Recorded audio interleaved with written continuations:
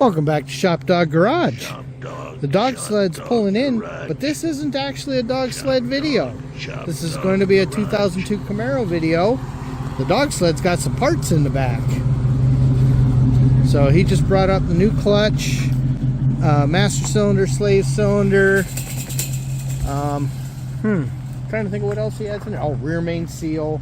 A couple other little things. So he's going to back that up to the stall. It's absolutely gorgeous today for a change.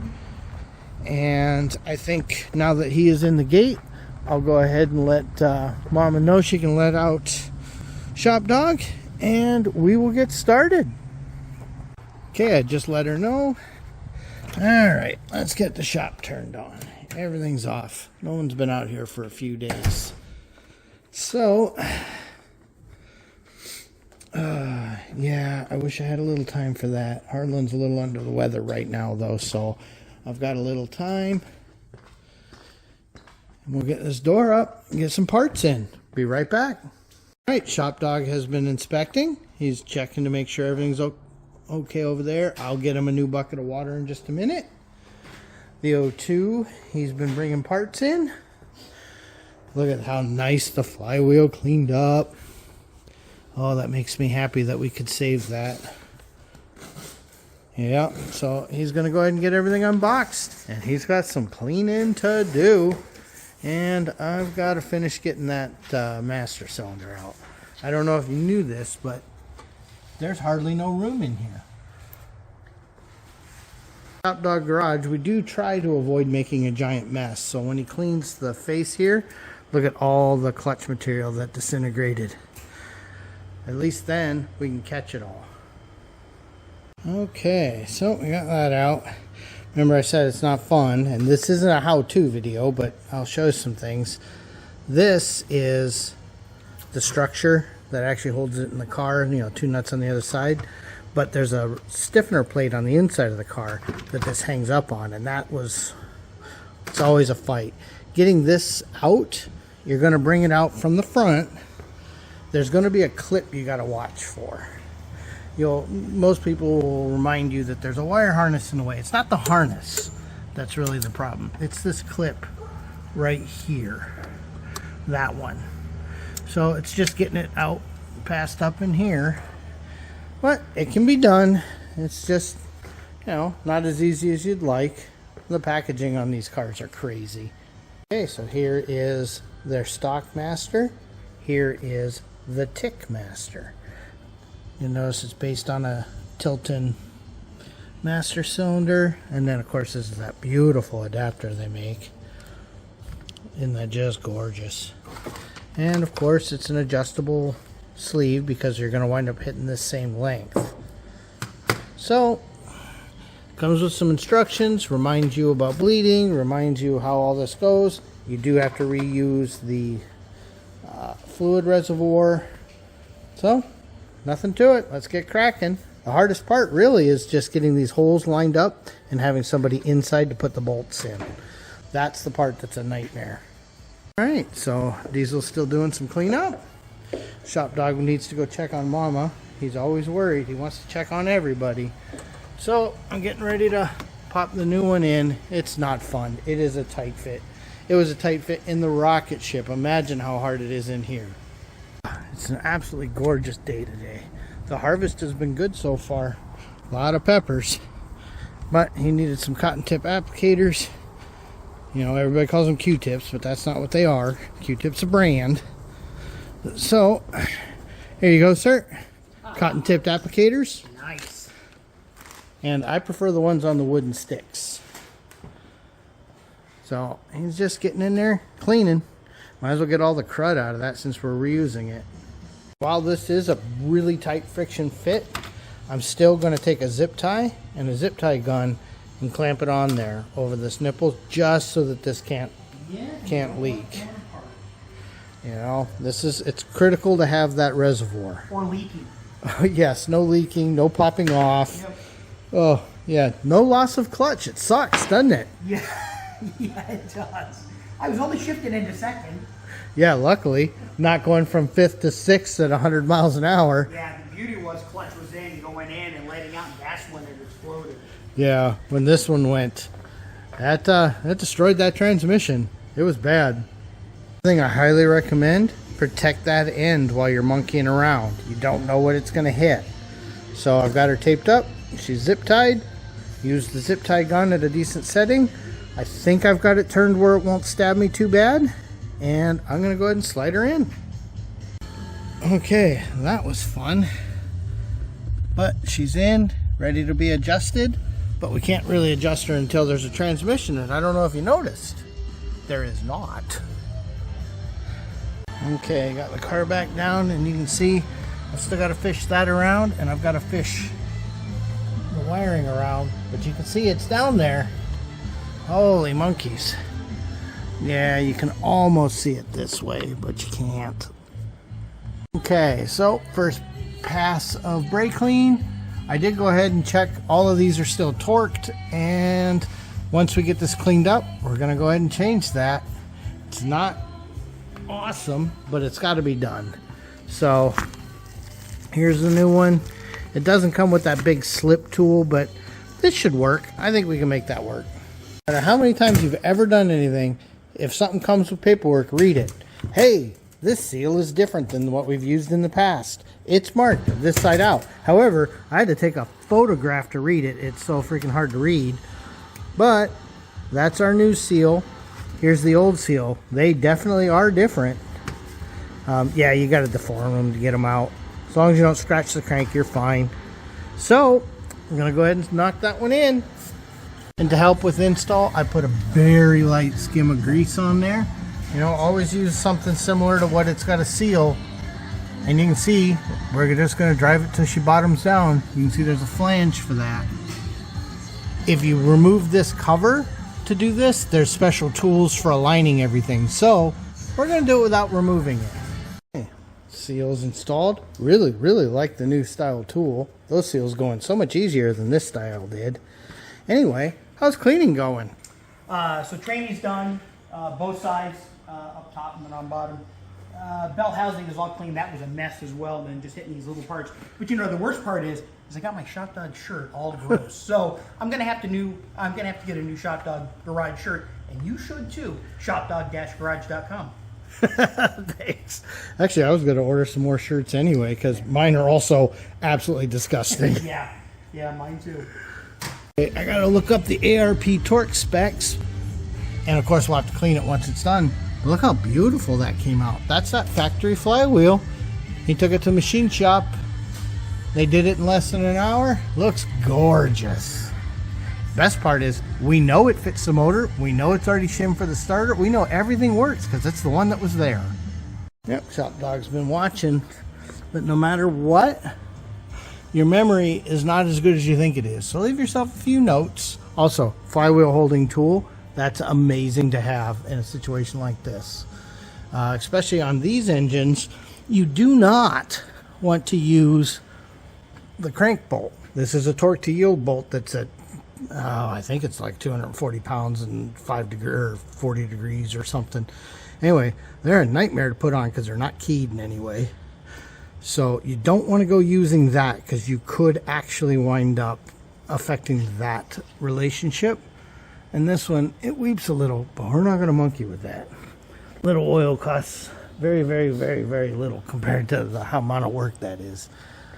But I'm going to clean this flywheel and we will start looking at the clutch. So we used the flywheel holding tool again, and this time with some blue Loctite. We have the pressure plate bolts, which are 10 millimeter 1.5, torqued to 35. And then here's the important thing. See how that slides in and out real easy? That's very important. Also, I like to use an old input shaft. If that's an option, always use it. The plastic things that they usually include in the kit, we got one. You know, they're better than nothing, but they almost always leave the friction material a little bit low. So if you do have to use a plastic one, as you're starting to tighten, just pry up a little bit, and that should put you back in alignment. Okay, we just got the bell housing torqued up, and we bought a fancy tool for measuring our distances for setting the slave. So we're gonna learn how to do that while Benson's mowing service is out mowing. It's awful nice of him to do that for me on a day like this where it's too nice to be out mowing when I could be getting some work done. It's a bummer they didn't include the instructions, but we figured it out, and then we went on the internet and found the instructions. So luckily we did that because we bought the Tickmaster and it came with this tool and we couldn't figure out what it was. They've got these little machined housings and then a groove in it, and you can squish this guy down, pop that in there. This is your bottom point.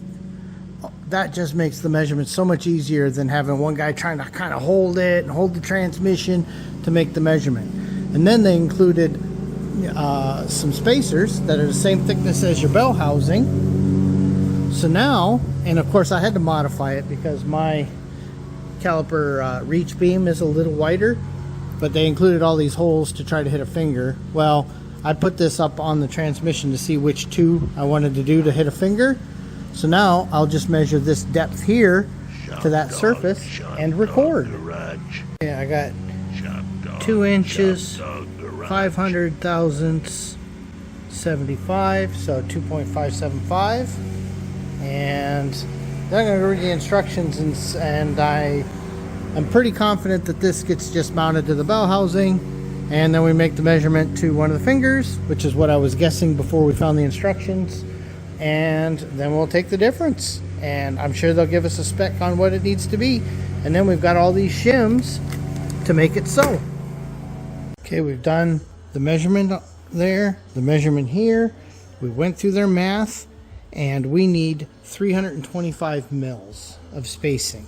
So what that's telling us is when the bearing is all the way in, it needs to be out this much more to be contacting. So we're gonna have to get those in there. This is all just blowing my hip and noodle. So yeah, what that tool did was place everything to make the measurement for the bell housing. So it's just crazy that that's where we do it, is with that all the way bottomed in.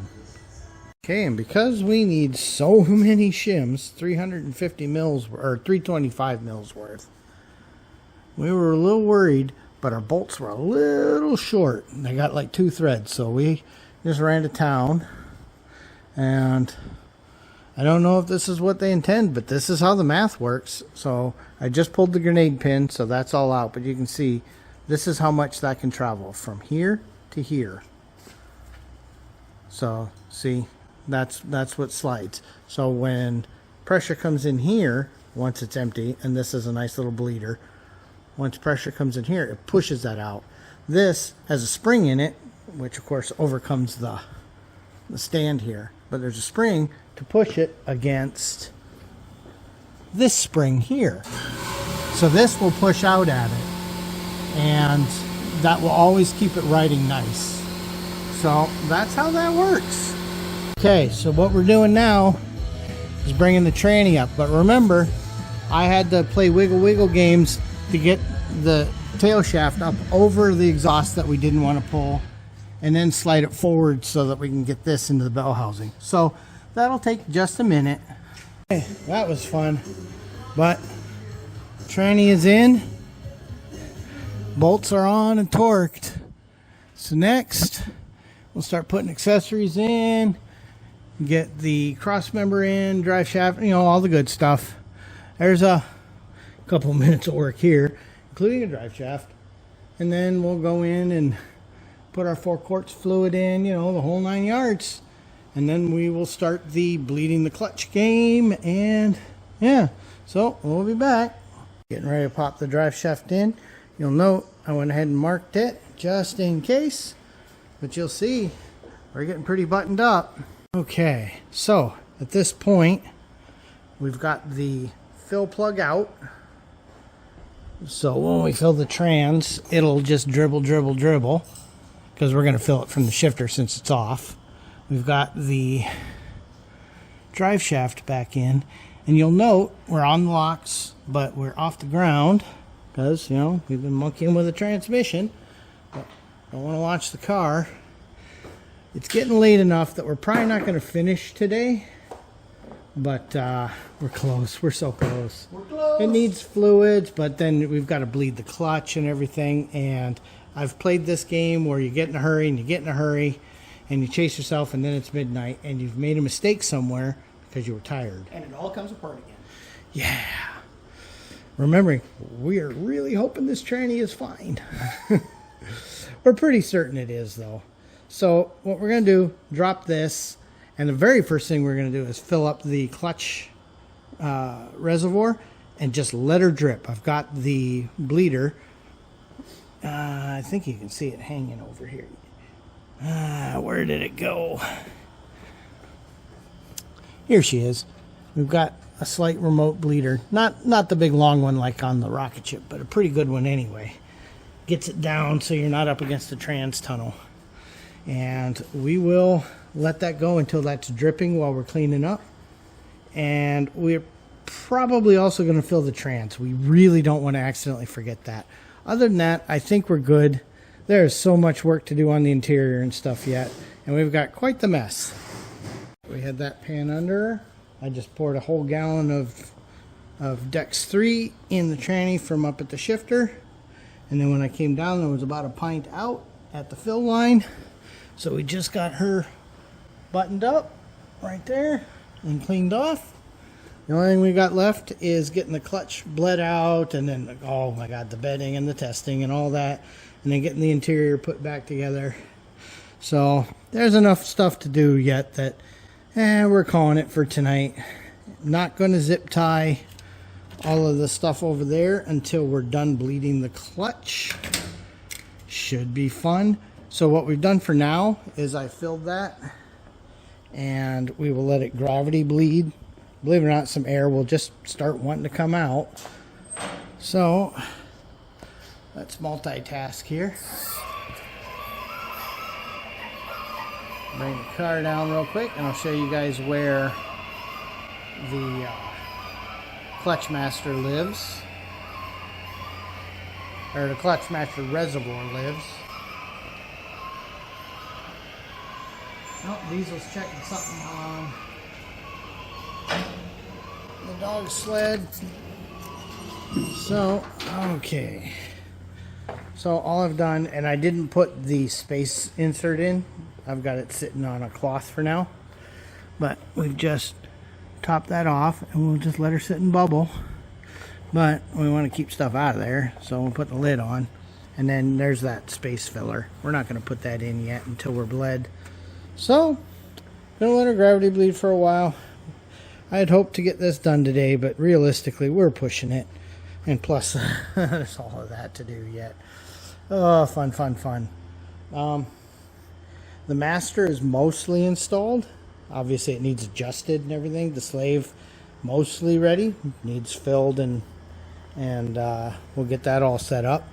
So, that's going to be a whole session all by itself. Getting the clutch bled out, getting it confidenced, and road testing it.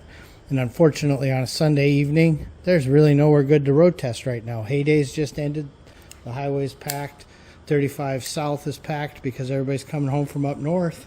So, not taking an unknown and popping her anywhere where cars are. And, yeah, we'll just wait. Pretty happy, though. That's in. I'm pretty confident that she's in. So yeah, just another one of those, wow, we didn't expect that project kind of things. Happens sometimes. And with that, it's 6 o'clock. We're going to call it. We kept thinking about maybe moving on, and you'll notice we got a shifter kind of half installed, just loosely. No RTV, in fact, only 2 bolts. But the only way we're going to be able to tell everything works is while we're bleeding the clutch. When we start thinking we have it, then we've got to adjust the pedal length, and that involves being able to fully go into first and being able to fully go back to neutral, which is also why we fully are not on the ramp, just in case. So, yeah, anybody who's monkeyed with these hydraulics knows how much fun it's not, but when it's done, it sure feels crisp and perfect. One thing that's nice with this Master as opposed to the stock style is it's a larger bore, which means you push more fluid, so it's a shorter stroke. So you've got, I know that sounds silly, but you've got so much more control with that. The difference in the rocket ship when I went from a stock style Master to the Tick Master was absolutely night and day. Very, very happy with that feel. So we'll be able to adjust the pedal height. We did pull that stupid return spring off. We've been finding sticks and leaves. You know, they drive this car and it parks at their house under a tree. So anyway, we're exhausted. That was wow, that was a full shift. That was an 8-hour day. So we're gonna call it. What do we say around here, old man? Thanks for watching. Buy a shirt.